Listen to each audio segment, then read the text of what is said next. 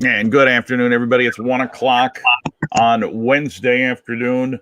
I am stuck at home. This is John Russell. Today I'm stuck at home with Aaron Isaacs. Aaron, good afternoon to you, sir. Hello. How's things over that way? Bad. How are you? I'm stuck at home, baby. Like you're quarantined good. Yeah. Well, I'm still working, so. Oh, are you? Yeah. So what are you doing?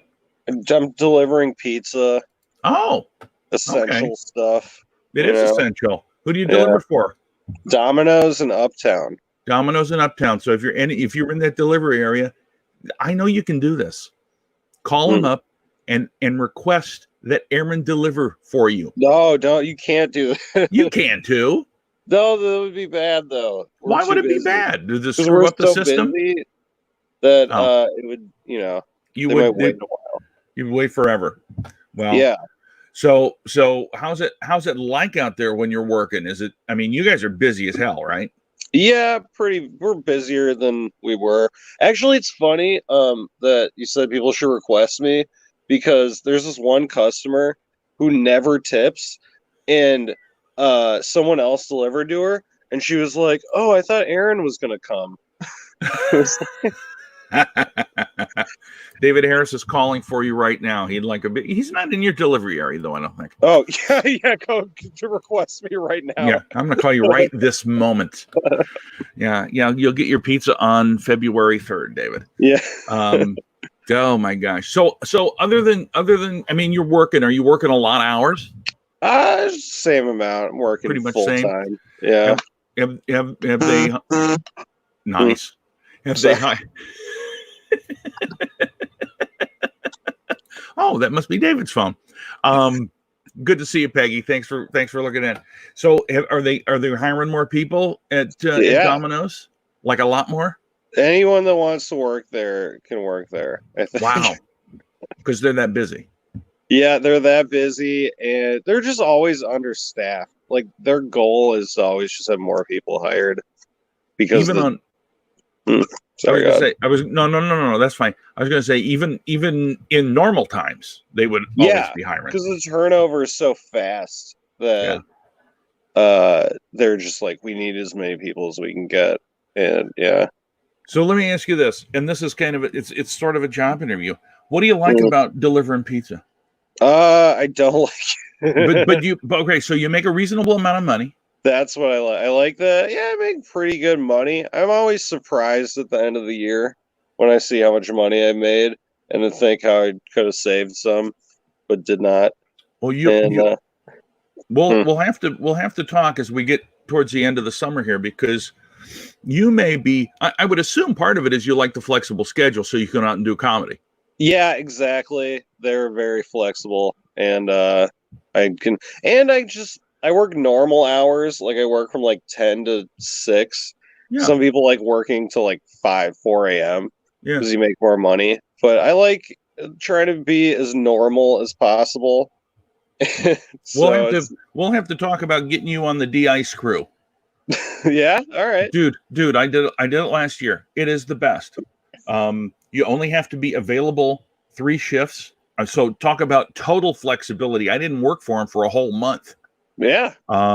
And they've got shifts. There's a little early one, 4:15 to noon to 6, and 4 to midnight. Not bad, yeah. And if you know you're going to go out of town, you put in for your shifts 2 weeks ahead. Oh, nice. So if you know you're going to go out and work a show on the road, you got a weekend show, you got to be out of town for. You say, yeah, I don't want to work that Saturday. And they're like, yeah, we don't care. Oh, that's great. And yeah. it's awesome. And literally, and I say this because I want anybody that's listening that can pass a drug test. That's the key. Hope you can. Anybody that can pass a drug test, you really only work about 25% of the time that you're on the clock. Oh, wow. I mean, it's dude, it is, and you get to be around big airplanes. If you like airplanes and being out at the airport, it's freaking cool. So yes, anybody talk to me about that. It's fantastic. But so how you been dealing with the pandemic and the stay-at-home order otherwise? I've been because I am working, but it does suck because like what I like to do, I can't do, obviously, like stand up, go out. But so I've been watching movies. I have been drinking a lot of beer, and that's about it. So do you stock up on beer because you're out work and you can stop on the way home anytime? Yeah, it's hard to stock up on beer because I just doesn't stay in the fridge that long, you know. You and beer are the same thing as me and Oreos. Yeah, Oreos are probably better. No, but believe me, they're not. Well, you could have an Oreo right now and no one would be judging you. Like, well, they you just ate an Oreo right now, they'd be like, oh, but see, now here's the difference. You're a skinny guy. Me, I can't have an Oreo. People are like, "What the fuck are you doing?" Oh man, Mr. Chubbs. I've been gaining weight during the quarantine. I think everybody has. Yeah, and it's just insane because I found that there are certain foods that I can't buy. I just can't buy them because it's not like normally I was like, oh, I'll have one of those and then I'll hit the road and go do something. Now it's like I'll have one of those and I'm like, I got nothing to do. Let me have some more of those. And then next thing you know, I got a half a dozen apple fritters are freaking gone. Yeah. You know, exactly. It's just crazy. So let's talk about comedy because it is what you really love. That is what I love. When did you start doing comedy, Aaron? Well, the first time I did comedy was in like 2011. I was 21. And I only did it for a few weeks because I went to this open mic at the Tin Cup and I like accidentally broke the microphone and I was like, there was like not that many people there either, but I like tried to put the mic back, got caught on my foot and like shattered on the ground and I was humiliated. I was like everyone is going to make fun of me and I like didn't do it for like 4 or 5 years. Because I was so afraid that people who weren't even paying attention would know. And then actually, Dan Jawala was there and remembered it. And then we sometimes talk about that and he brings back what I thought was going to be the most humiliating thing in my life. But then I came back in like 2015, probably. Yeah. I don't know exactly. And yeah, it's fun. I regret not doing it I only did it for like a couple months, but when I wasn't doing it between in that time, that was all I was thinking about. Was like, oh, Yeah. I should be. Yeah. Here's the funny part about it. I thought about doing stand-up way back in the early 90s. Yeah. And I never did because I was in radio. I'm like, I don't need, I mean, I thought it'd be fun. I'm like, I don't need to do that. And I now, in hindsight, thought to myself, holy cow, if I would have continued to do this back then from that point, wow, where would I be now?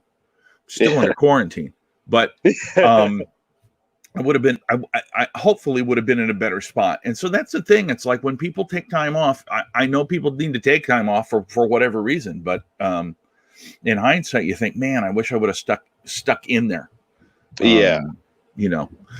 So do you recall? Now, I know you, but I don't know you that well. So if I ask any, I'm just saying, if I ask any questions that you don't want to answer, go ahead and don't. So okay. Are you working on? You're working on some paid shows now, right? Well, not now. I will not answer that. No, I'm just kidding. Yeah, I've Lester used to have me open for him on the road a bunch. Oh, nice. And yeah, I was in a joke joint, trying to get in a house comedy and corner bar. But yeah, gotcha. Okay, so here and there, yeah, good. So, do you recall the last show that you did before all the wheels fell off of this thing? That I got paid for? Well, it doesn't make any difference whether you're paid. Just the last show you did. I got up at Acme not too long before this, which was pretty nice. I did a brewery show with Robert Burrell. Oh, nice. Where is he watching? He may or may not be. You never know. Yeah. Well, if he is, he'll comment and tell you that you're wrong. No, it was just funny. I love that guy. He's super funny. Robert Burrell is fantastic. I got to tell you, I got to work with him earlier on. Not so much now that he's gotten better. Because he doesn't need my ass. But he and I, there was a guy named Andrew Carpenter, and he was a comedian, but he had this show fall in his lap in Grand Marais, Minnesota. Oh yeah. Have you ever heard of this show? It was no, but I know how that can happen. Oh my gosh! But it was like the golden goose fell in his lap, and the people loved him, and it was a 2-night show in Grand Marais that I think at the peak of tourist season maybe has 5,000 people. But it was in the dead of winter when there's no tourists. Yeah. Because that's comedy time, right? And so they would do a show monthly. And it was 2 nights. And you stayed in a hotel, and it was a restaurant and a bar. And they fed the hell out of you. And your drinks were free. Plus, it was above average pay. Nice. Yeah. And it was, and Andrew took me up there, I believe, 3 times. And one of the times was with Robert Burrell and John Wilson. And it was so much fun. We had so much fun. And it was more fun going out and doing stuff after the show. Both shows had 8 people. But we still had a great time. And then we went and we sang karaoke. And I'm banned from singing karaoke in Grand Marais because there's only one place, and I changed the words to Love Shack to dirty words, and they didn't like it. The guy, I got done, and the guy's just like this. And I'm like, how about another song? And he's like, nope, you're gonna dirty it up. We don't prefer that kind of karaoke singing here in Grand Marais, jackass. So I was booted from that. It's a bar, right?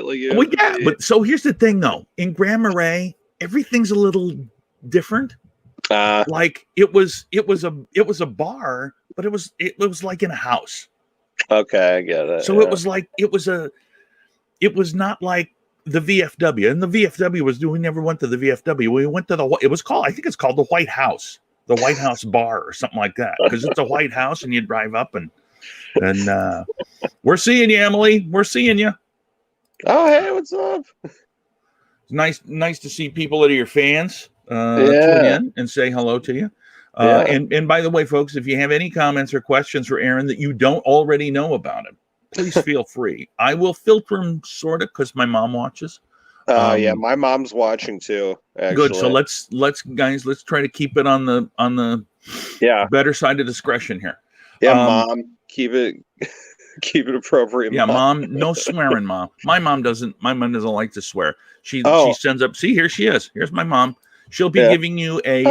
Nice. Yeah, she'll be giving you a grade after the show is over, and Oh, the grade great. is.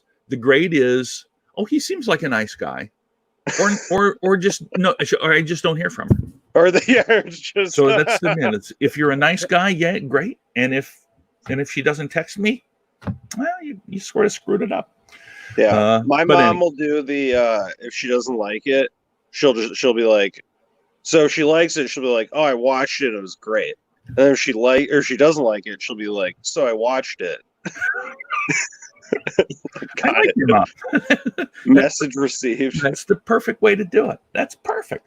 Yeah, I was at the bunker with Robert Burrell once. Oh yeah, and one of my favorite moments ever was I was doing really bad because there were not a ton of people there, and I was struggling, and I really had to go to the bathroom before. Like, I really thought I was going to defecate while I was on stage, and I'm trying to do my act, and it's not working. And then I'm just like, would you guys think it was funny if I defecated? I didn't say defecated. I used bunker language. Yes. And Robert Burrell, he and Lester were co-headlining. I think Becky was there too. They were laughing so hard at that attempt. Just saying that. Perfect. And that's a great. My memories of stand-up are not like, oh, I did well. It's like, oh, I was bombing, and then I made the comics laugh. Yeah. And, you got to find those rainbows, baby. You got to find those rainbows. Hi, Sherry. Who's that? Sherry is a nice viewer that's viewed with us from time to time. Thank you for looking in, Sherry. We appreciate it. I love that last name, Smoltz. It's great. It sounds like. It sounds like it's kind of some kind of thing you would go to the store and I had to go to the store and I can get a little smalt. Yeah, it sounds like. Yeah, I was thinking it sounds like drugs, but smolt's the drugs. And sorry, Mom. No airport for you. Seriously, this is a God's honest truth. So when you get interviewed at the airport, it's really, I mean, I'm telling you, if you want the job, it's yours. Okay. But yes, Emily, but you want the job, it's yours. But they do take a cheek swab when you get first hired, and if you pass that, you're in. And but they do spot checks. Oh, okay. They do random tests, and this happened while I was on. We were coming back off of a shift, going back up to the office to. Here's my kid. Don't trust Jimmy. He's on the smolts. Anyway, we're coming up and you point to a guy and say, hey, we got to do a random drug test on you. And he immediately takes off his airport badge and his other stuff and hands it to him and says, gotta quit. Because, I mean, and think about it. It's really genius because now he can't say that he failed the drug test. Yeah. Have you ever failed the drug test? Nope. Just always quit when it came up. Yeah. So, yeah. Anyway, that's how it works at the airport. Oh, my gosh. So, when it comes to writing, I know you write a lot with David Harris. Who are some of the other guys in the scene that you write with? I had written with Lester and Brill a lot, but then Lester moved. He's back now. Yeah. With Harris, I mostly do it on my own. I do a lot of I'll think about it for a while before I put it on paper. Try to clunk it around my head. Yeah. figure it out. Yeah, and then I just kind of purge it onto the page. I guess that would be how I do it. Yeah. How many chances do you give it on stage if you think it's funny? Oh, unlimited. Because I will not give up on something if I actually. Well, that's not true. I mean, I don't know. I don't know what the It depends. If I really think it's funny, I'll keep trying it, and then sometimes people will just be like, "All right, you're trying that thing." yeah. You're beating a dead horse. Yeah, you never know though. Sometimes the thing you don't think is gonna work, people love it, and Oh yeah. yeah. Well, that's a beautiful thing about doing stuff on stage, but it's also part of the reason that you really have to record everything. Yeah. Because I mean, in a lot of it can be just the way that you say something. Exactly. Yeah. By the way, Lester's going to be on. Michael Lester's going to be on with me on May the 14th. Oh, really? Hey, somebody's calling you. Yeah. Sorry. I'm so sorry. I don't know how to turn it off. It's okay. It's awesome. I thought you thought I was gassing the first. No. Why would I say no? No, I just because of the sound. I was like, oh, did he? I may be old, but I know the difference between a fart and a telephone vibrating. Okay. So I don't. I've been doing this long enough to know, Aaron. My gosh. So you mentioned that you worked at you've been working your way into House of Comedy, HFC, Joke Joint, Underground. Yeah, I hosted Joke Joint when it was still Joke Joint. When it was still open. Yeah. And, did you host over when it was over at the Camp Bar? Yes, I hosted for Doug Smith, and yeah, it was fun. The place is great. It's good. Good room. Camp Bar is a great room. Yeah. I mean, it really is. Have you hosted there since Funny Business took over the booking? Not yet, but I'm trying to get in there. Okay. Yeah. Okay. Because and the other part of it is, and I'm not that I'm booking, we're not doing any shows down at Goonies, but you're certainly more than welcome if you want to come down there. I love Goonies. Absolutely. We're not going to pay you much, and we aren't going to give you a place to stay, but it's all good. It's it'll be something. Goonies is great. Me and Harris would ride down for the open mic. Yeah. Do a few minutes. Oh yeah. It was fun. And their food is great. You've always done a great job when you come down to Goonies, and I think it's because David makes you nervous, or you make David nervous, and then you're happy. Probably. I think I might make him a little nervous. I don't know. We antagonize each other a little bit, but it's not on purpose. I think it's just because we just have different levels of what's the word? Intelligence? No, yeah. Oh man, David's going to be mad. Different levels. He's going to say, "Hey, you're ripping on me," and I didn't.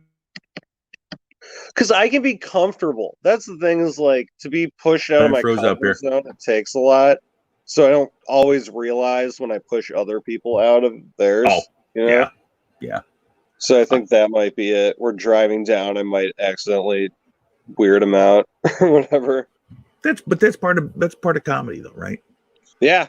No, it's great. Usually we drive down and we don't even listen to music. We're just talking the whole time. We're just talking about comedy and being Jewish. Yeah. Those are the best guys to be on the road with, though, right?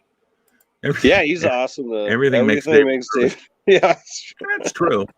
No, but that's the best part about doing comedy. When you're riding with a guy that you get along with, or a girl. I don't mean to be this, but when you're riding with somebody that makes that trip that much shorter, you don't need to have music or anything else. Oh yeah. I mean, a lot of people know I go and do stuff with Mark Poulos a lot, and he and I, good Lord, we'll drive 5-6 hours before we even start thinking about watching The Office on Netflix. Yeah, exactly. Which I don't think you can do. Legally, I don't think you're supposed to do that in the car, but whatever. Yeah, people do it. You got to pass the time. You can listen to The Office also. Is this your mother? So much. Oh, thank you, Mom. Oh man, my mom just today, literally right before this, got Yeah. Hulu. She Are you- just got Hulu and decided to watch this instead. So, Oh my gosh, Ida, thank you so much. There's so many episodes of Shark Tank that are ready to go. yeah. Shark Tank. I don't know what else is on Hulu. What's on Hulu? Shark Tank. I'm trying to think of the most offensive thing I watched, and then I can say my mom is going to watch it. Shark Tank is on Hulu. My mom likes Shark Tank. She's always I love talking Shark about Mark Tank. Cuban. Do you like She it? I've never seen it. I only watch it on Hulu because I don't know when it's on regular television. Here's a question from Emily. What's your favorite topic to discuss or ponder? That could be two different answers. Yeah, she wants true. Your mom thought it was hula. Yeah. See, she's the funny one. She always is. Holy she cow. gets them. There was she said something so funny earlier. She's gonna Future get so Man? mad. I don't know what But that I'm gonna is. say this. Okay. My mom told me she has my grandmother's ashes are in their house. Okay. Okay. And she goes, "It's so weird. Your grandmother smoked cigarettes for 70 years and now she's ash."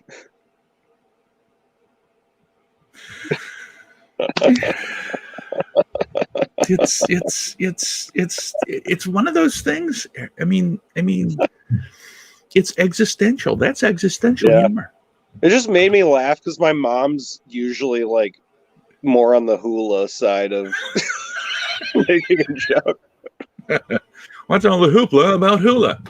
Yeah, I like to talk about. I like to talk about anything as long as I'm not getting yelled at. That's what I'm saying. But you don't get. How do you get it? Do you get heckled a lot? Do you get yelled at a lot? Oh, was she talking about on stage or in general? I don't think she was just talking about like, hey, what do you like to talk about when you're sitting in the coffee shop? When you're at the Caribou, okay. What do you talk about? I didn't. Okay, on stage. I thought she meant just in conversation. Well, maybe she does. I don't know. Every time I try to talk about politics with my dad, he winds up yelling at me. So, and we're both liberal. It's not even like we disagree.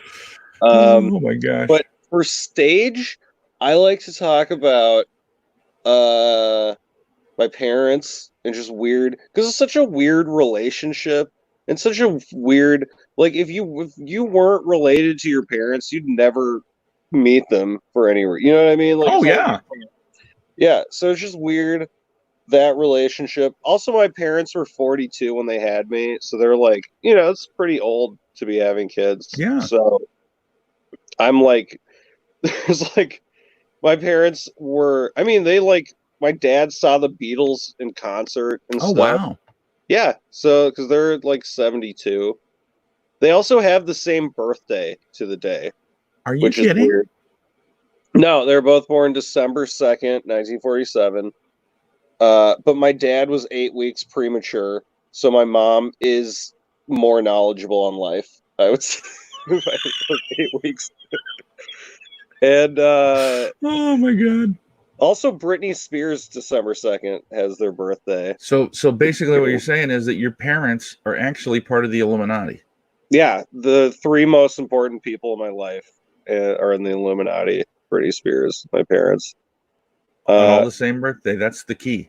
It's so weird. Yeah, they have the same birthday, which is like actually convenient. It's just one date to remember. It's not like, mom's, dad's, whatever. I like to talk about politics if I can do it in a way that's not divisive, because the last thing I like is when someone is talking about politics in a way that is, even if I agree with them, if they're trying to like prove a point I don't like, but if you're just making fun of politicians without making a political point, it can kind of appease both sides, Yeah. So I like to do that a little bit. I mean, but my biases do come out. Like I'm not trying to like hide who I am. Oh, sure. Yeah. I always feel like there are a couple of topics that politics is one of them, religion's one of them, and particularly now, politics is very, very difficult to do. Robert Brill's one guy that does a fantastic job of it, but it's difficult because if you don't do it the right way, you're going to alienate half the crowd. Yeah, exactly. or you know, or 60-40, depending on what city you're in, you know. And that's just always, you know, it's always something that's very, very difficult to do. And I know in terms of corporate comedy, there are very few corporate comedians that do political stuff, although some of them do. But you have to, again, you got to walk that line. You know, I mean, I've told this story many times before. We had a guy, and I still to this day, I even hesitate to bring it up now, but he used to come on stage and he used to do this bit about abortion. We called him the abortion prop comic. Because he'd come up on stage with a garbage pail and it had a little doll that had all the clothes stripped off of it. And he said, well, this is Cletus the aborted fetus. It was horrible. And he would always, afterwards, he would always say, well, why don't you think people don't like it? And I say, well, first of all, not funny. Second of all, you know, he was, well, I'm trying to teach him something there. Andy remembers this guy.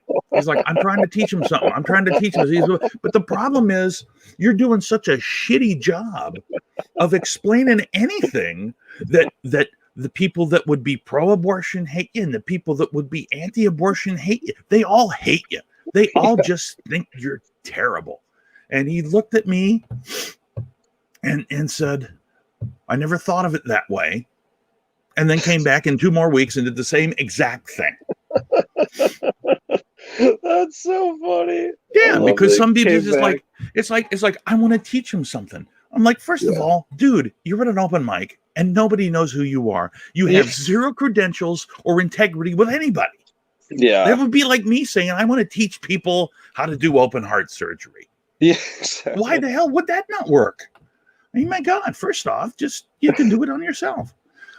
It's amazing to me because there's a lot of people that want to, we all have this idea of making our time on stage valuable and meaningful. And I fully agree, you know, but here's the thing. When people bring up George Carlin or particularly George Carlin, George Carlin he always was taught. But the problem is these guys started as hacks like we did. Yeah. And 40 years. And as they grew their audience, they had an audience that wanted to know what they thought. Yeah. Nobody gives a rat's ass what you or I think except people that know us. Even then, they don't care about what I think. Yeah. Nobody even cares if I'm alive other than the fact that then somebody else would be doing the show at 1:00. Yeah. I actually don't like talking politics earnestly because I feel like my opinion should have no bearing on other people. Yeah. Because I feel like I'm dumb anyway. Oh, dude. It's just it's just like all the Facebook stuff. Holy cow, until this pandemic, I didn't know I knew so many people that were into biotechnology and epidemiology, and they're really way smarter than I ever gave them credit for. Yeah. And they all have different info too. They're all coming to different conclusions. Yeah. Yeah. All these geniuses, yeah. It's hard because you want to give people a little bit of a wide berth because let's be honest, I mean, a lot of people are going crazy from frustration with all this. So if you like to post up what's happening with the world, keep doing it. Yeah. I all the power to you. Or you could. My mom posts a lot of just jokes that she's been telling me my whole life. It's like now's the time to put them online. It's like. So she have a hashtag @IdaIsaacs? No, she just friend her on here, Ida Isaacs. If you're watching this, you can friend her. Everybody's your friend. She's made a comment or two, so please go and friend Isaacs, Aaron's mom. She's she's friends with James Thompson. Oh, and posted on his wall. Perfect. And everyone should be like James Thompson and friend my mom. Oh my God. It's really great because she's got nothing. No one has anything to do. I really think people should friend her so she doesn't just look at my account and, watch my page like a hawk. She needs to check out other people. She'll call me. Does your mom do this? Does your mom ever call you when you post something on Facebook? Be like, you got to take that down. She no, she my mom doesn't. My mom's 81 and a half. Yeah. 82, somewhere in that. I mean, she's coming. I think it's coming up on it anyway. She gets mad at me when I talk about certain things. Like, um, I tell people she's Miss Charles City, and then she says, "You don't have to tell people I was Miss Charles City." I'm like, "Mom, I've been telling people you're Miss Charles City in my act for 3 years." It's like You know, a true thing. It's not it's even like, don't tell them. And it's like, I think sometimes like one of my sisters found an old picture from back in 1957 when she was Miss Charles City and in the back of a convertible waving during a parade. And so I think it was her birthday a couple of years ago. I posted, and she goes, "Oh my God, where do you get that?" I'm like, "Mom, I mean, it doesn't even look like you now." But then I also noticed that a lot of my, yes, she is. Lou must know you. Oh, wait. Does Lou Yeah, know you? Does Lou I know think so. your I think mom? Luke's my mom. I don't think Lou knows my mom. I don't know. But she might. That's the hard thing. But when this becomes a Mother's show, it Yeah, is coming up on Mother's Day, by the way. it Um, is. Yeah. so please get something for your mother. And hi, Cindy. Good to see you from Alabama. We appreciate it very, very Whoa. much. Hope you're doing well down there. Appreciate you looking in. Um, it's very interesting though. Um, mothers, like, I don't know. Has your mom seen you do comedy? Oh yeah. I try to get her to go a lot. Does she But like it? I do change my act Yeah, when she's there. There's certain things like words. I just take whole parts out, like whole jokes. Thanks, Just don't Lou. even. Yeah. I can see that. I remember nobody in my family saw me do stand up for like 2 years, 3 years. Um, Wow. because I'm a kind of a lone wolf. But um, when I did record something, we did the first fourth of Funny down at Goonies, and I recorded it, and then I put it on a DVD and brought it down and played it for my mom, and she says, "Oh, that was all very funny, except for this and this and this," and like three different things. Like, I don't like how you talked about that. That was dirty. Special Mother's Day show with Grandma? Nah, Charlie, she can't get on the phone. She can't do it. Uh, I mean, it would be fun, but she yeah. doesn't have the technological skill, and there's other things going on down there in Des Moines that family-wise that she is not going to be able to do that. It'd be great if she did, but she can't, so she won't. And that's just me saying no. You can call her. You can call her. I mean, my mom. Here's the thing. I don't know how your mom is with technology. My mom, for a long time, and I know you're here, so you can correct me if I'm wrong. For a long time, my mom, when we got her a computer, she learned how to email. But then when she learned how to email, she would, probably about once every 2 weeks, I would get an email from my mother that had no subject or no body. She would just send you an email. She accidentally sent me an email, and it was like, she's still thinking about me. And then when they got her an iPhone, she learned how to do the texting, and so she texts me every day now. Every night Really? at like 9 o'clock, she just texts me and says, "Oh, I love you. Good night, and God bless." That's nice. And I'm like, "Oh, that's sweet." But when she first got the phone and she finally found out. Oh no, I lost you. Oh no. Yeah, it's Wait, okay. I got you back. All right, sorry. Yeah, we get this glitch every once in a while, depending on how the traffic is. But when she first learned how to text, that was great. But then she learned what emojis were. Oh no. And I got one is like, it was just 10 rainbows. All in it's like rainbow. And I'm like, "Mom, are you telling me you're gay or am I gay? I don't know." It's just like that's rainbows. But now she's learned to tone it down. And she now the emojis mean what they're supposed to mean. Yeah. But that's my mom, your mom, it's like, I appreciate it, and I hope she's not mad at me, because she also sponsors contests on this show. Oh really? Oh yeah, we do Mom's Guessing Jar. I don't know if you Okay. get to see Mom's Guessing Jar. What she likes to do is she likes to get a big jar and put some items in it And then the idea is she's counted them. She says, how many are in the jar? And so what she's been doing is we've done it twice. She'll make a video that shows off the jar, and then she also makes a video that tells what the answer was. And then I have people guess. But and I was giving when we do it, I give away a $25 Amazon gift card, so it's fun.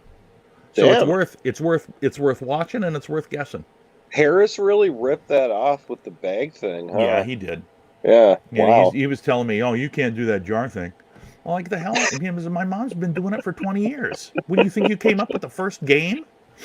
No, you can't play tic-tac-toe online. No, I can play tic-tac-toe online, for God's sakes. It's just no. Dave, have you gone on with David on his online show?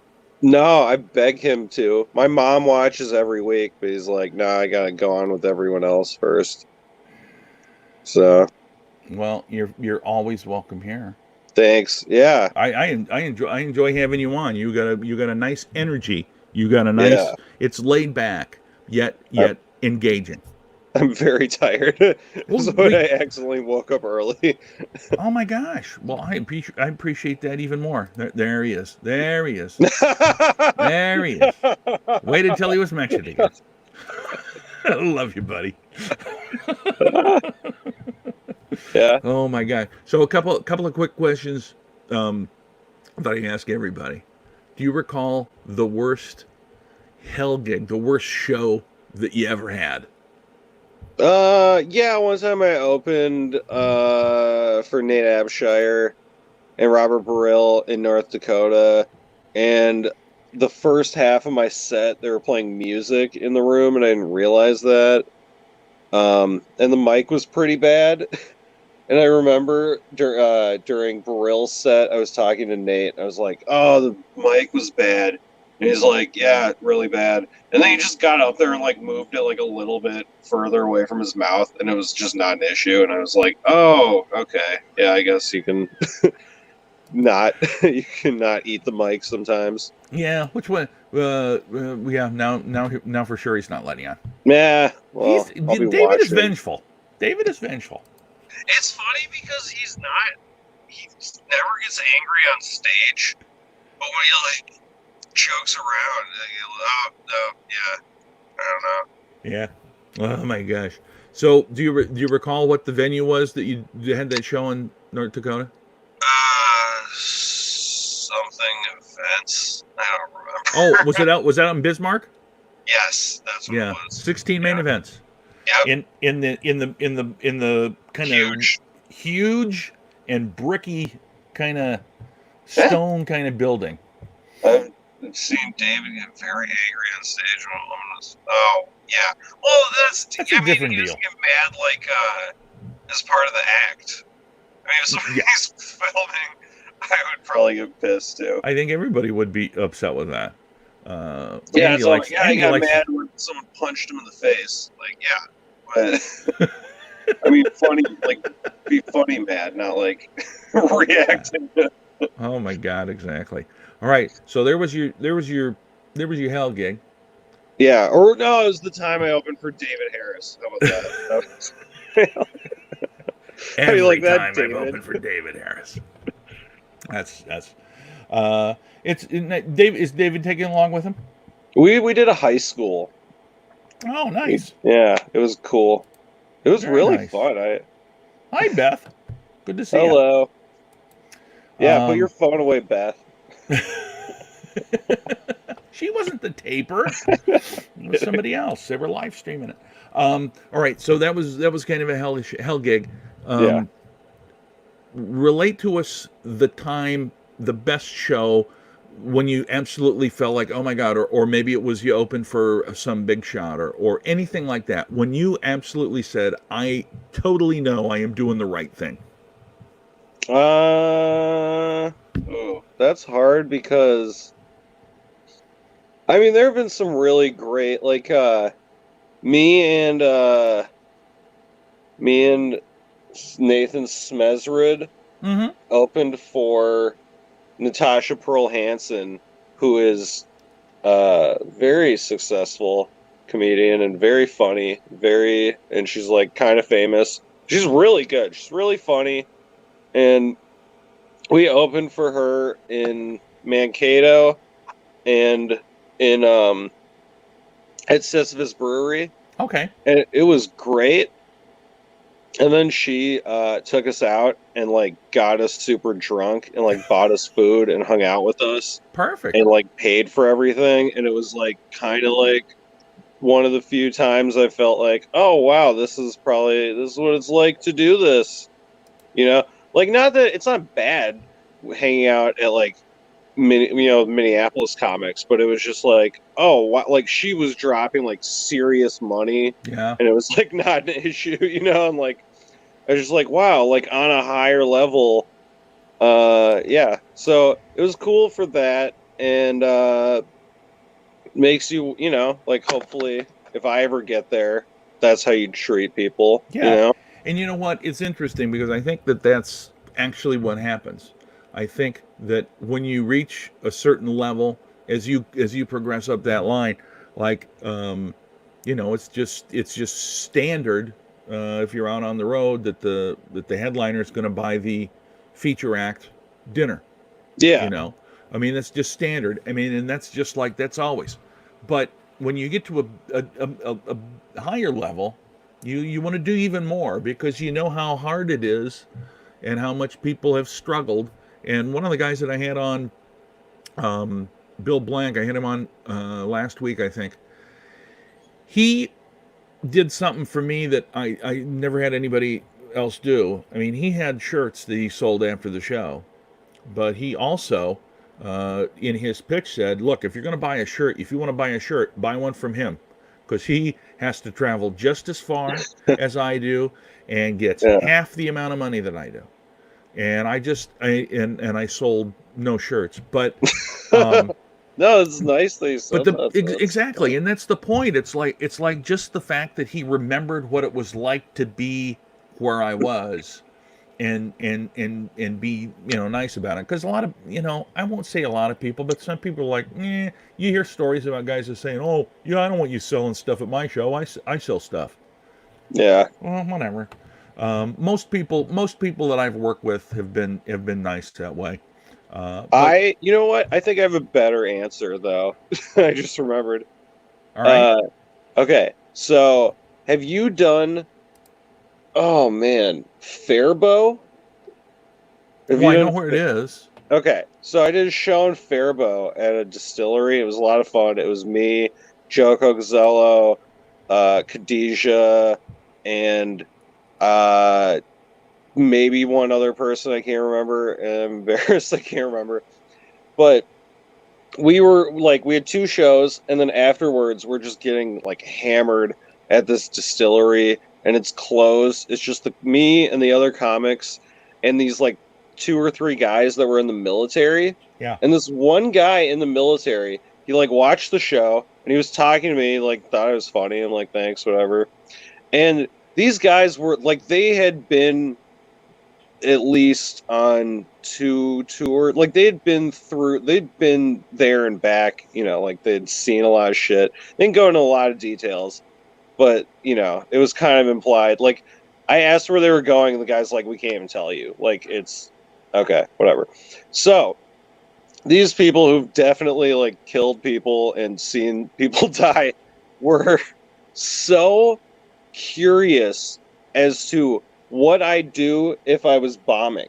They're like, he's like, I would love to do stand-up, but I just can't imagine what would happen. How do you feel? What do you do?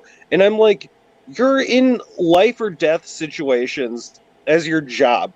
Like, how can this be such an issue? Like, it's you bomb. I didn't say that. That's what I was thinking. I just was like, oh yeah, you know, you try to make it work, whatever. But it was just so astonishing to me that this guy who was like in the military had so many questions about how I handled bombing. And he's like, yeah, sometimes I'll talk to my like barracks or whatever. And it was a mind F. Wow. And yeah, that was also because I was like, really, I mean, if I bomb, you know, it happens, but it's not doesn't ruin my life or Yeah, whatever. You know? yeah. That's one thing when I was in radio. You know, people say, "Oh gosh, I screwed this up," and I was like, "What? Yeah, but you know what? In radio, nobody dies. Yeah, You know, exactly. Like, nobody dies. Who cares? I mean, get yeah, it over was it." crazy. These guys were just like so curious about how that felt, and I'm like, it's an easily obtainable feeling. Like you have done much Yeah. crazier things. Oh my god. All right. So speaking of bombing, have you done any of the online open mics, the virtual open mics yet? I've done a couple. I mean, I have like material ready, but it's more like conversational, you know. But I've done it a couple times. I don't like it. I'm ready.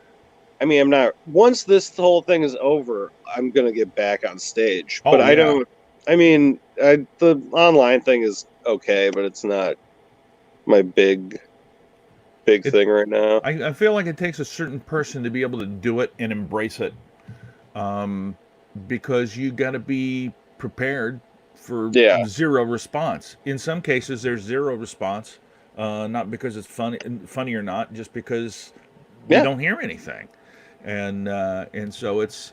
I've done a couple myself, mixed results.